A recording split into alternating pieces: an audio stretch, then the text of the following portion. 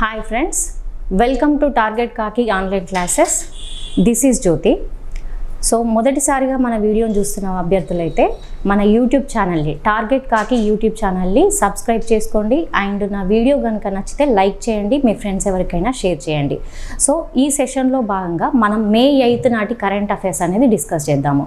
So అందులో భాగంగా మన మొదటి అంశం వచ్చేసి యునెస్కో నుంచి నిష్క్రమించిన దేశం అనే అంశం వార్తల్లో ఉంది.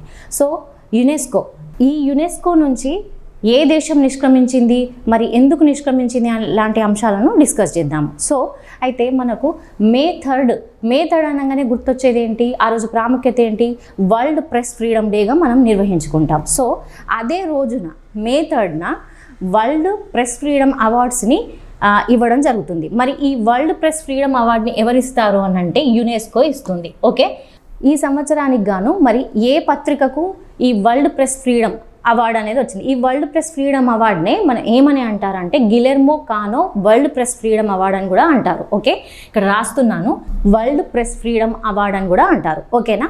అయితే ఈ ఇయర్ గాను ఈ మే 3కి మరి యునెస్కో ఏ పత్రికకు ఈ వరల్డ్ ప్రెస్ ఫ్రీడమ్ అవార్డుని ఇచ్చింది అని అంటే లా ప్రెన్సా అనే పత్రికకు ఇవ్వడం జరిగింది. ఈ లా ప్రెన్సా అనే పత్రిక అనేది ఏ దేశానికి చెందింది అని అంటే నికర్గువా అనే దేశానికి చెందింది. అయితే అభ్యర్థులకు ఒక డౌట్ రావచ్చు, యునెస్కో నుంచి నిష్క్రమించిన దేశం అని చెప్పేసి వరల్డ్ ప్రెస్ ఫ్రీడమ్ డేకి గురించి చెప్తుంది ఏంటి మేడం అని చెప్పేసి మీకు డౌట్ రావచ్చు. సో ఇక్కడ అయితే నికర్గువా దేశానికి చెందిన ఈ లా ప్రెన్సా అనే పత్రికకు యునెస్కో ఈ అవార్డు ఇవ్వడంతో అంటే ఈ లా ప్రెన్సా అనే పత్రిక ఏం చేస్తుంది అని అంటే ఈ నికర్గువాలో ఏమంటారంటే మానవ హక్కుల ఉల్లంఘన జరుగుతుంది అని చెప్పేసి ప్రభుత్వానికి అంటే నికర్గువా ప్రభుత్వానికి వ్యతిరేకంగా ఈ పత్రిక ప్రచురించడం జరిగింది. సో అది నచ్చని నికర్గువా యునెస్కో నుంచి నిష్క్రమించింది. ఒకటే ముక్కలో డైరెక్ట్ పాయింట్ ఏంటి అని అంటే యునెస్కో నుంచి నిష్క్రమించిన దేశం అనగానే ఏంటి అని అంటే నికర్గువా. ఓకేనా అండి, ఇది ఆఫ్రికాలో ఒక చిన్న దేశం. ఓకే, ఇది అంశం. సో యునెస్కో అంటే మనకు అది ఒక ఇంటర్నేషనల్ ఆర్గనైజేషన్ కాబట్టి దాని నుంచి నిష్క్రమించింది అని అంటే అది చాలా ఇంపార్టెంట్ ప్రాముఖ్యతతో ఉంటుంది కాబట్టి ఎగ్జామ్ పాయింట్ ఆఫ్ వ్యూలో అడగడానికి ఛాన్స్ ఉంటుంది. ఓకే, సో యునెస్కో అంటే ఏంటండి, United Nations educational scientific cultural organization. Okay, ఇది ఐక్యరాజ్య సమితి యొక్క అనుబంధ సంస్థ.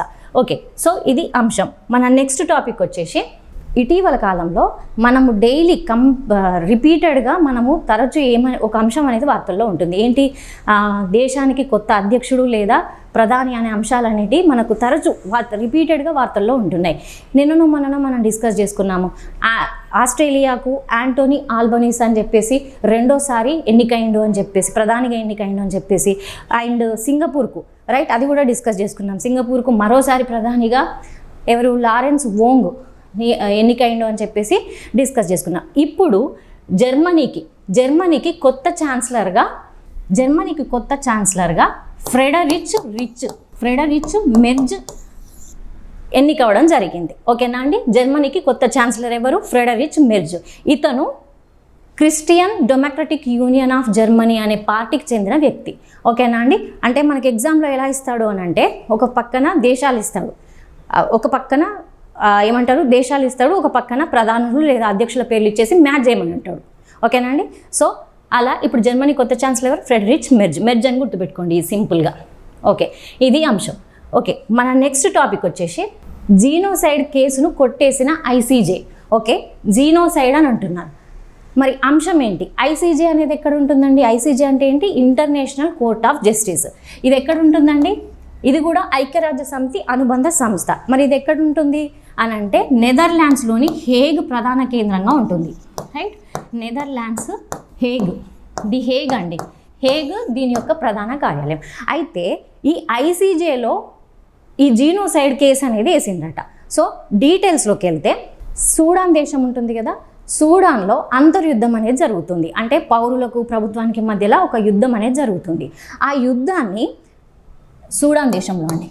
ఓకే, ఈ యుద్ధాన్ని ఆ దేశంలోని ర్యాపిడ్ ఫోర్స్ వాళ్ళు ఈ అంతర్యుద్ధానికి అంటే ప్రభుత్వానికి వ్యతిరేకంగా ర్యాపిడ్ ఫోర్స్ అనేది యుద్ధం చేస్తూ ఉన్నది. అయితే ఈ సూడాన్లోని ర్యాపిడ్ ఫోర్స్ అని చెప్పుకుంటున్నాం కదా, ఈ ర్యాపిడ్ ఫోర్సుకు యుఏఈ అనేది ఆర్థిక సాయం, తర్వాత ఆయుధ సహాయం చేస్తుంది అని చెప్పేసి అంటే సూడాన్ సూడాన్ ఏమంటుంది అని అంటే ఈ యూఏఈ అనేది ఈ ర్యాపిడ్ ఫోర్స్ వాళ్ళకు ఆర్థిక సాయం ఆయుధ సాయం చేస్తూ జీనోసైడ్కు పాల్పడుతుంది అని చెప్పేసి ఐసీజేలో కేసు వేయడం జరిగింది. ఓకేనా అండి. అసలు జీనోసైడ్ అంటే ఏంటి అని అంటే జీనోసైడ్ అంటే మారణ హోమం అండి. అంటే ఇది ఒక ప్రజలను నాశనం చేయాలని చెప్పేసి లక్ష్యంగా పెట్టుకోవడం. అంటే అది ఒక జాతి పరంగా కావచ్చు, కుల పరంగా కావచ్చు, మతపరంగా కావచ్చు, లేదా సామ్రాజ్యాన్ని విస్తరించాలనే కాంక్షతో కావచ్చు. సో అయితే యూఏఈ మా దేశం పైన జీనోసైడ్కు పాల్పడుతుంది అని చెప్పేసి సూడాను ఐసీజేలో కేసు వేయడం జరిగింది. ఇది అంశం.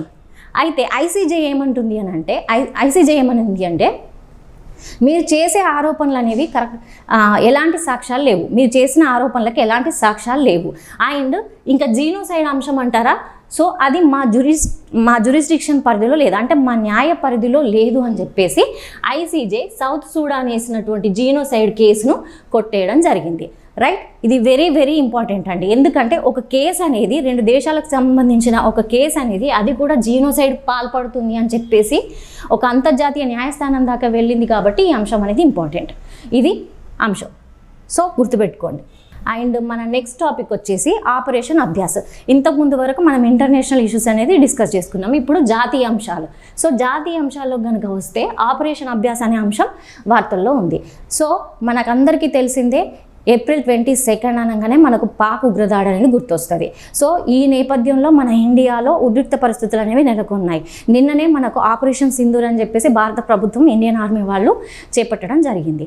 అయితే ఈ నేపథ్యంలో శత్రువులు ఏదైనా దాడి చేసినప్పుడు, యుద్ధ పరిస్థితులు నెలకొన్నప్పుడు ప్రజలు ఎలా స్పందించాలి అనే దానిపైన అవగాహన కల్పించడం కోసం మే 7న దేశవ్యాప్తంగా మాక్ డ్రిల్స్ నిర్వహించాలని చెప్పేసి కేంద్ర హోంమంత్రిత్వ శాఖ వాళ్ళు అన్ని రాష్ట్రాలకు ఆదేశాలు అనేది జారీ చేయడం జరిగింది. ఓకేనా అండి. సో ఆ ఆదేశాల మేరకే నిన్నటి రోజున ఇది మే 7న డేట్ కూడా ఇంపార్టెంట్ అండి. మే 7 రోజున ఆపరేషన్ అభ్యాస్ పేరుతోటి మాక్ డ్రిల్స్ని కండక్ట్ చేయడం జరిగింది. ఓకేనా అండి. ఇది సో అయితే ఈ ఆపరేషన్ అభ్యాస్లో అంటే ఎలా యుద్ధ పరిస్థితులు నెలకొన్నప్పుడు కానీ, లేకపోతే శత్రుదాడులు జరిగినప్పుడు కానీ ప్రజలు ఎలా రెస్పాండ్ అవ్వాలి, ఎలా వాటిని తిప్పికొట్టాలి, ఆ పరిస్థితులను ఎలా ఎదుర్కోవాలి అనే అంశం మీద రైట్ ఎవరు పోలీసులు, తర్వాత ఎన్డీఆర్ఎఫ్, ఎస్డీఆర్ఎఫ్ అంటే ఏంటండి, national disaster response force, and SDRF అంటే స్టేట్ డిజాస్టర్ రెస్పాన్స్ ఫోర్స్ సిబ్బంది వాళ్ళు ఒక అవగాహనను ఇవ్వడం జరిగింది. ఓకేనా అండి. అవగాహన కల్పించిండ్రు. మొత్తము దేశవ్యాప్తంగా 244 సివిల్ డిఫెన్స్ డిస్ట్రిక్ట్స్లలో ఓకే ఈ ఆపరేషన్ అభ్యాస్ అనేది కండక్ట్ చేయడం జరిగింది. ఆపరేషన్ అభ్యాస్ కూడా వెరీ వెరీ ఇంపార్టెంట్ అండి. ఇప్పుడు రానున్న కాంపిటేటివ్ ఎగ్జామ్లో ఖచ్చితంగా దీని మీద ఒక బిట్ అనేది ఉంటుంది. ఆపరేషన్ సింధూర్ పైన కూడా నేను స్పెషల్గా దానిపైన ఎగ్జామ్ పాయింట్ ఆఫ్ వ్యూలో ఎలా క్వశ్చన్స్ అడుగుతాడు అనే దానిపైన నేను స్పెషల్గా ఒక వీడియో చేస్తాను. ఓకే. దాదాపుగా ఒక 54 సంవత్సరాల తర్వాత ఇలాంటి ఒక పౌర రక్షణకు సంబంధించిన ఒక మాక్ డ్రిల్స్ కండక్ట్ చేయడం 54 సంవత్సరాల తర్వాత ఇదే మళ్ళీ జరిగిందంట. ఓకే. సో మన నెక్స్ట్ అంశం వచ్చేసి క్యాష్లెస్ ట్రీట్మెంట్ అనే అంశం వార్తల్లో ఉంది.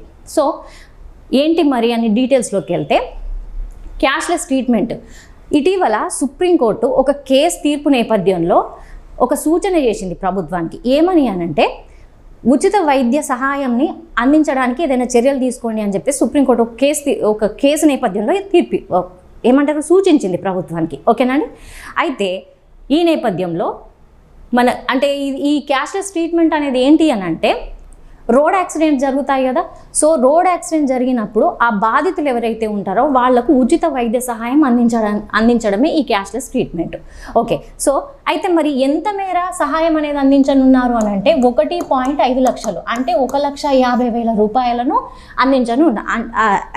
అందించరు, అయ్యే ఖర్చును భరిస్తారు, అంటే ఉచిత వైద్య సహాయం చేస్తారు. దీన్ని మరి ఎవరు ఇంప్లిమెంట్ చేశారు అని అంటే, దీన్ని ఎవరు అమలు చేశారు, ఏ మంత్రిత్వ శాఖ ఆధ్వర్యంలో ఇది పనిచేస్తుంది అని అంటే, కేంద్ర రోడ్డు రవాణా రహదారుల మంత్రిత్వ శాఖ అండి. కన్సర్న్ మినిస్టర్ ఎవరు? నితిన్ గడ్కరీ గారు. ఓకేనా అండి. ఈ పథకం అనేది దీనికే cashless treatment for road accident victims 2025గా ఈ పథకం అనేది మే 5th నుంచి అమల్లోకి వచ్చింది. రైట్, ఏ శాఖ మరి దీనికి నోటిఫికేషన్ అనేది జారీ చేసింది అంటే కేంద్ర రోడ్డు రవాణా రహదారుల మంత్రిత్వ శాఖ వాళ్ళు నోటిఫికేషన్ అనేది జారీ చేయడం జరిగింది. 1,50,000 రూపాయల ఉచిత వైద్య సహాయం అనేది అందించనున్నారు ఈ పథకంలో భాగంగా.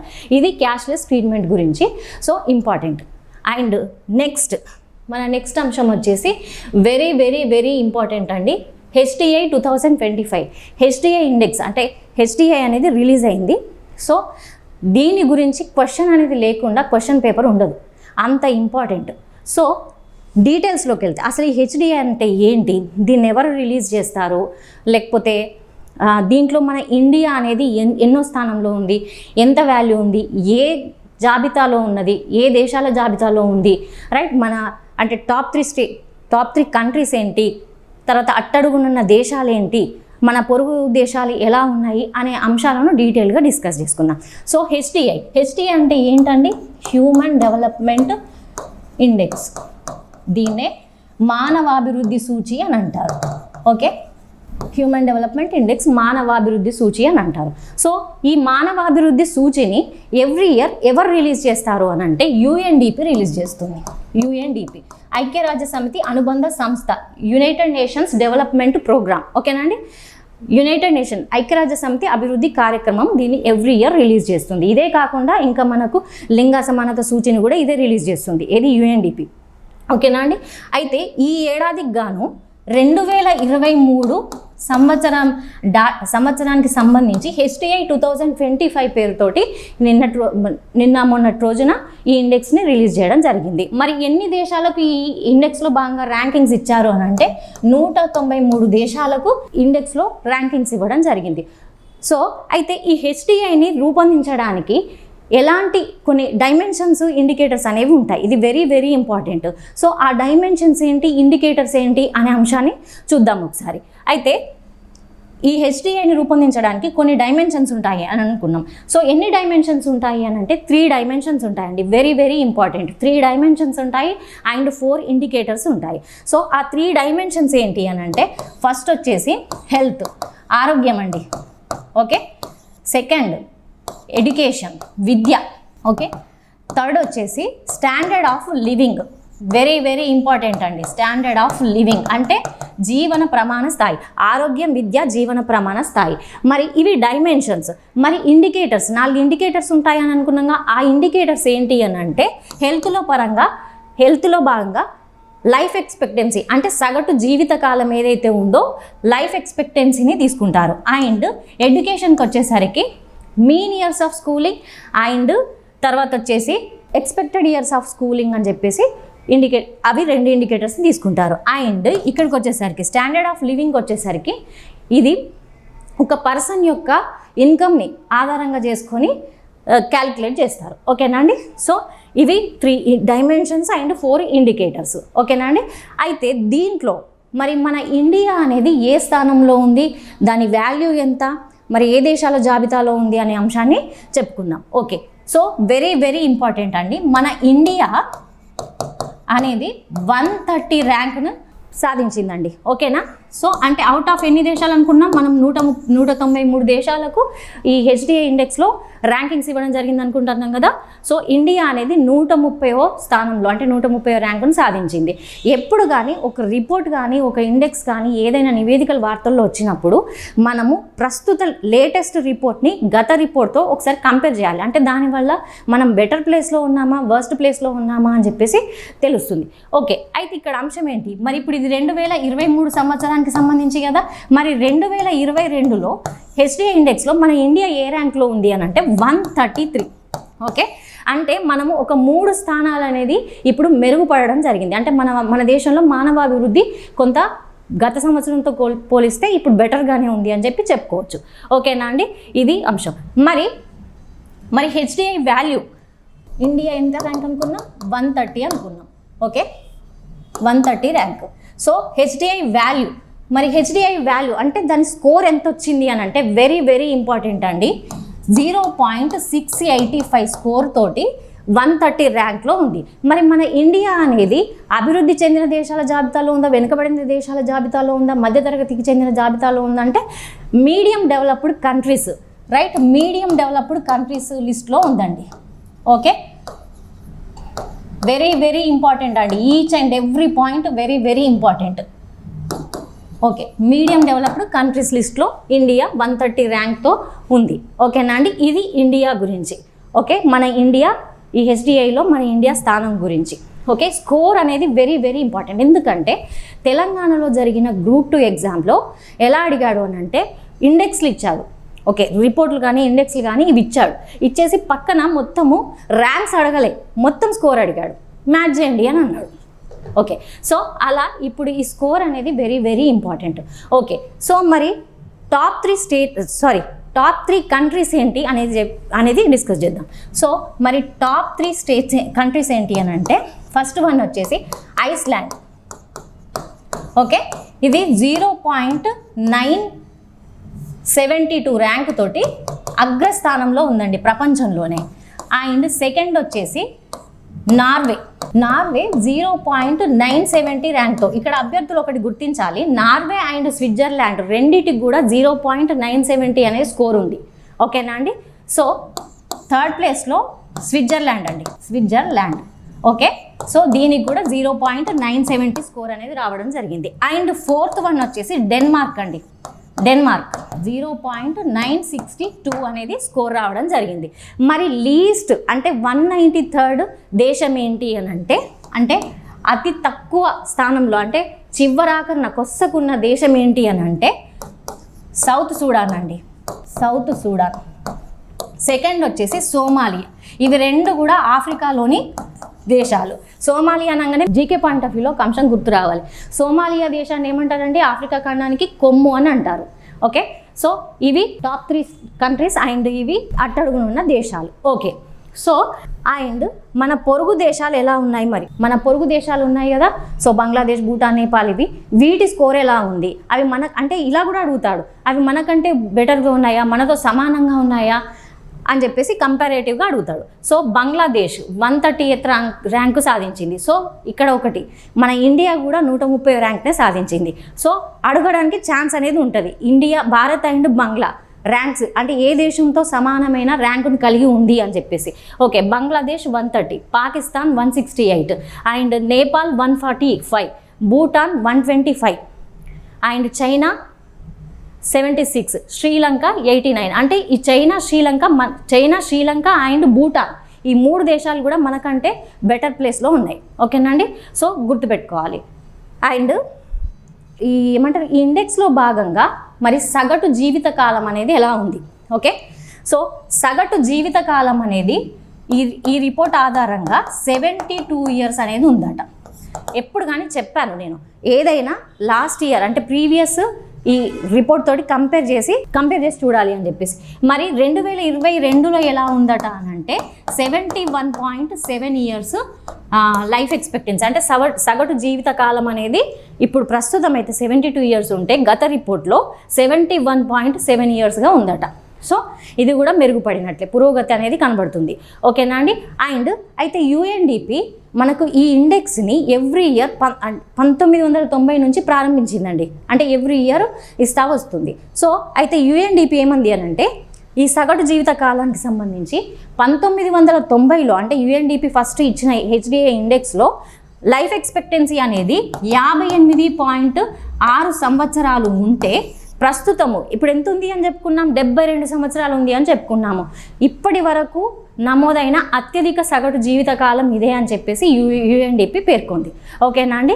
సో ఇది సగటు జీవితకాలానికి సంబంధించింది. అండ్ ఇక్కడ ఇంకొక అంశం అండి, ఈ యుఎన్డిపి లింగ అసమానతల సూచికి సంబంధించి కూడా ఒక నివేదికను అనేది ఇవ్వడం జరిగింది. దీంట్లో మన ఇండియా, ఓకే, ఇది జిఐ అంటే ఏంటండి, జెండర్ ఇన్ఈక్వాలిటీ ఇండెక్స్. దీంట్లో మన ఇండియా అనేది ఎన్నో ర్యాంక్ సాధించిందట అంటే 2023 సంవత్సరానికి గాను 102వ స్థానాన్ని సాధించిందట. ఓకే, లింగ అసమానతల సూచి 2023 అంటే 2025 డాటానే కదా. ఓకే 2023కి సంబంధించి 2025లో రిలీజ్ చేశారు కాబట్టి ఈ లింగ సమానతల సూచీలో కూడా 102వ స్థానాన్ని సాధించింది, ర్యాంకును సాధించింది. అయితే మరి ఒకసారి కంపేర్ చేస్తే మరి లాస్ట్ ఇయర్ 2022లో ఎలా ఉంది అట అంటే 108వ స్థానంలో ఉండేనట. అంటే 6 స్థానాలు మెరుగుపడినట్టుగా చూడొచ్చు ఇక్కడ. ఇది అంశం. ఇది కంప్లీట్గా హెచ్డిఐ గురించి అండి. సో దీంట్లో ఇప్పుడు నేను చెప్పిన ప్రతి ఈచ్ అండ్ ఎవ్రీ పాయింట్ కూడా వెరీ వెరీ ఇంపార్టెంట్. ఓకేనా అండి. సో ఒక క్వశ్చన్ అంటే ఒక మార్క్ అనేది పక్కకు పెట్టేసుకోండి ఈ టాపిక్ పైన. సో అంత ఇంపార్టెంట్ ఇది. ఓకేనండి. సో మన నెక్స్ట్ టాపిక్ వచ్చేసి అధిక దిగుబడినిచ్చే వరి వంగడాలు అనే అంశం వార్తల్లో ఉంది. సో మరి డీటెయిల్స్లోకి వెళ్తే ఈ అధిక దిగుబడినిచ్చే వరి వంగడాలు అంటే మన భారతదేశ వ్యవసాయ శాస్త్రవేత్తలు ఒక చరిత్రను సృష్టించని చెప్పుకోవచ్చును. ఓకే. అయితే అంశం ఏంటి అంటే ప్రపంచంలోనే మొదటిసారిగా జీన్ ఎడిటింగ్ ద్వారా, సో జీన్ ఎడిటింగ్ అంటే ఏంటి, జన్యు మార్పిడి ద్వారా మన వ్యవసాయ శాస్త్రవేత్తలు ఐకార్కు చెందిన వ్యవసాయ పరిశోధకులు ఎవరైతే ఉన్నారో 2 కొత్త వరి వంగడాలను, రైస్ వెరైటీస్ని డెవలప్ చేయడం జరిగింది. సో ఆ రైస్ వెరైటీస్ ఏంటి అనేది చూద్దాం. ఫస్ట్ వన్ వచ్చేసి పూసా డిఎస్టీ రైస్ 1. దీన్ని ఐకార్కు చెందినటువంటి శాస్త్రవేత్తలు, ఈ ఐకార్ ఎక్కడ ఉంటుందండి, ఢిల్లీలో ఉంటుంది. సో ఈ ఢిల్లీలోని ఐకార్కు చెందిన శాస్త్రవేత్తలు ఈ వెరైటీని పూసా డిఎస్టీ రైస్ 1 అనే వెరైటీని డెవలప్ చేయడం జరిగింది. ఓకే. అండ్ సెకండ్ వన్ వచ్చేసేసి డిఆర్ఆర్ దన్ 100 కమలా రైస్. ఈ వెరైటీని ఎవరు డెవలప్ చేశారు అని అంటే ఐఐఆర్ఆర్ అంటే ఏంటండి, Indian institute of rice research. మరి దీని ప్రధాన కేంద్రం అనేది ఎక్కడ ఉంది, హైదరాబాద్లో ఉంది. ఓకేనా అండి. Indian institute of rice research, millets research institute కూడా హైదరాబాద్లోనే ఉంటుంది. ఇక్కడ మనము అభ్యర్థులు ఒకటి గుర్తుపెట్టుకోవాలి, ఈ ఇన్స్టిట్యూట్స్ వచ్చినప్పుడు కూడా మనకు వెరీ వెరీ ఇంపార్టెంట్ అండి. ఒక పక్కన మనకు ఇన్స్టిట్యూట్స్ ఇస్తాడు లేదా ఆర్గనైజేషన్ సంస్థలు ఇలాంటివి ఇస్తాడు. ఇచ్చేసి మనకేమని అంటాడంటే పక్కన వాటి హెడ్ క్వార్టర్స్ అడుగుతారు. ఓకేనా అండి. గ్రూప్ 1 ప్రిలిమ్స్లో అంటే ఫస్ట్ జరిగిన గ్రూప్ 1 ప్రిలిమ్స్లో అలాగే అడిగాడు. సో ఈ Indian institute of rice research అనేది ఎక్కడ ఉంటుంది, హైదరాబాద్లో ఉంటుంది. ఆ శాస్త్రవేత్తలు ఈ డిఆర్ఆర్ దన్ 100 కమలా రైస్ని డెవలప్ చేయడం జరిగింది. అయితే ఈ రైస్ వెరైటీస్ వీటి ప్రత్యేకత ఏంటి, ఈ వంగడాల యొక్క ప్రత్యేకత ఏంటి అని అంటే సహజంగానైతే మనకు వరి పంట అనేది ఎలా ఒక 150 రోజులకు పంట చేతికి వస్తుంది. ఈ వెరైటీస్ మాత్రం ఒక 130 రోజులు అంటే కొంత తక్కువ కాలానికే ఇది పంట చేతికి రావడము జరుగుతుంది. అండ్ ఇది సాధారణ ధాన్యాలతో పోలిస్తే, సాధారణ వరితో కంపేర్ చేస్తే ఒక 25% అనేది ఎక్కువ దిగుబడిని అంటే ఉత్పత్తి అనేది ఎక్కువ వస్తుందంట. సో ఇది వెరీ వెరీ ఇంపార్టెంట్. ఓకే. మన నెక్స్ట్ టాపిక్ వచ్చేసి ఐఎంఎఫ్ తాత్కాలిక డైరెక్టర్ అనే అంశం వార్తల్లో ఉంది. సో ఇది ఏంటి అంశం అనేది చూస్తే ఐఎంఎఫ్ అంటే ఏంటండి, ఇంటర్నేషనల్ మానిటరీ ఫండ్. ఓకేనా అండి. ఇది కూడా okay. IMF international monetary fund. So అయితే ఇటీవల కాలంలో రీసెంట్గా ఒక 2-3 డేస్ బ్యాక్ అనుకుంటా ఐఎంఎఫ్కు ఎగ్జిక్యూటివ్ డైరెక్టర్గా ఉన్నటువంటి కృష్ణస్వామి సుబ్రహ్మణ్యంను భారత ప్రభుత్వం అనూహ్యంగా అతన్ని పదవి నుంచి తొలగించడం జరిగింది. ఓకేనండి. అయితే అంటే అతని పదవీ కాలం ఇంకొక 6 నెలలు ఉంది. అయినప్పటికీ కూడా భారత ప్రభుత్వం అతన్ని పదవి నుంచి తొలగించింది. సో ఇప్పుడు ఆ ప్లేస్లో ఓకే ఐఎంఎఫ్కు తాత్కాలిక నామినీ డైరెక్టర్గా ఎవరు నియమితులయ్యారు అని అంటే పరమేశ్వరన్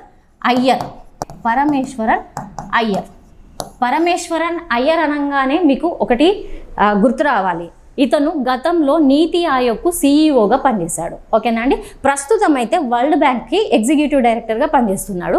ఇప్పుడు ఇదేంటి ఐఎంఎఫ్కు తాత్కాలిక నామినీ డైరెక్టర్గా పరమేశ్వరన్ అయ్యర్ గారు నియమితులవ్వడం జరిగింది. ఓకేనా అండి. అండ్ అయితే ఈ నెల 9వ తారీఖున ఐఎంఎఫ్లో బోర్డు మీటింగ్ అనేది ఉంది.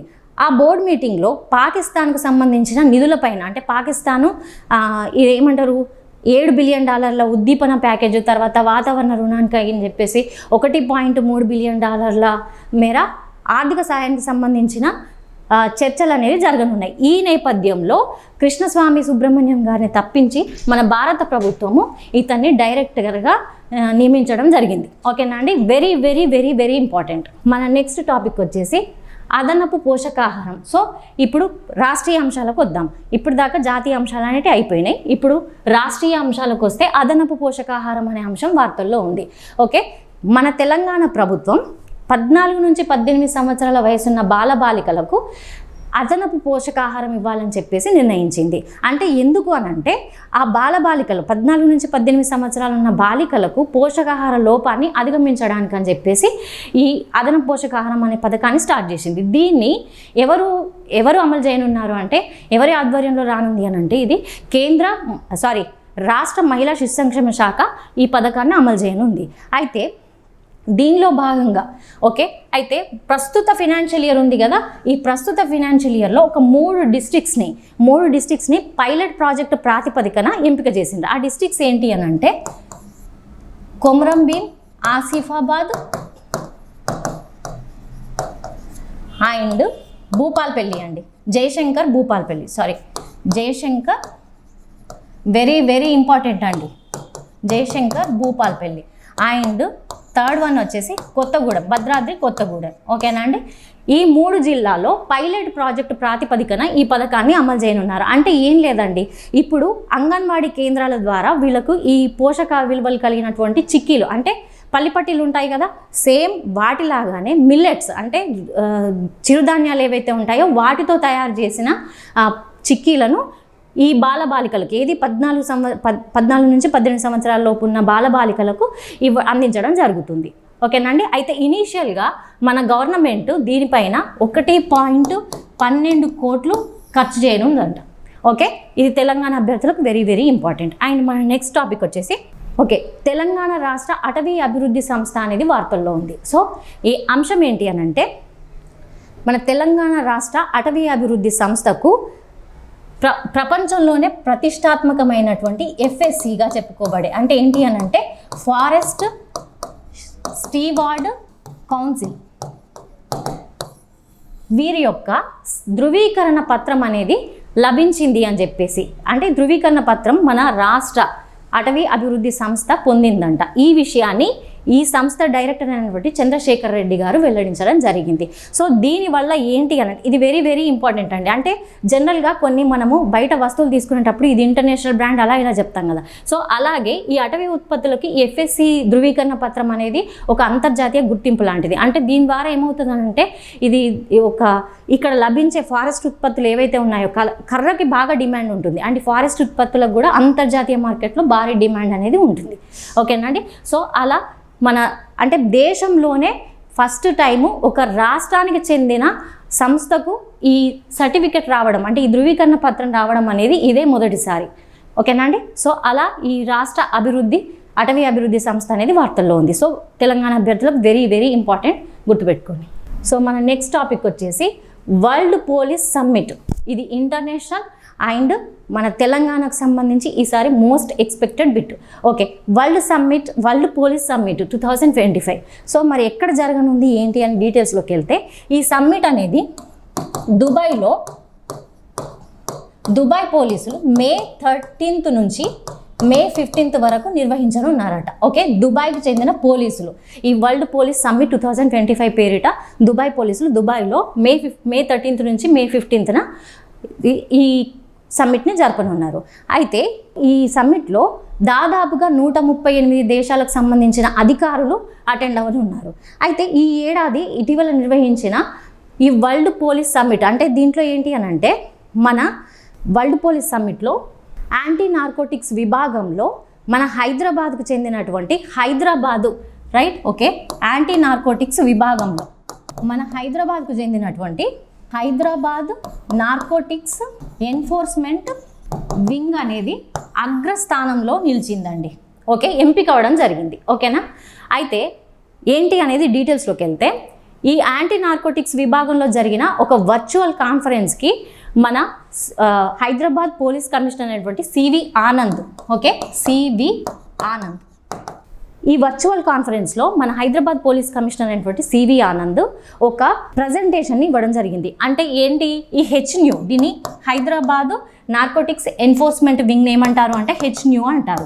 ఈ HNUకి సంబంధించి అంటే నార్కోటిక్స్ పైన మనం తీసుకునే విధానాలు చర్యలు ఎలా ఉన్నాయి అనే దాని మీద ఒక వర్చువల్గా సమగ్రమైన ఒక క్లియర్ కట్ డీటెయిల్డ్ ప్రజెంటేషన్ అనేది ఇవ్వడం జరిగింది. సో ఈ వరల్డ్ పోలీస్ సమ్మిట్ న్యాయ నిర్ణేతలు ఎవరైతే ఉంటారో వాళ్ళకి ఈ ప్రజెంటేషన్ నచ్చి ఈ విభాగంలో ఈ అవార్డు అనేది ఈ పురస్కారానికి ఎంపిక అవ్వడం జరిగింది. అయితే మే 15న సివి ఆనంద్ గారు ఈ సమ్మిట్లో ఈ పురస్కారాన్ని తీసుకొని ఉన్నారు.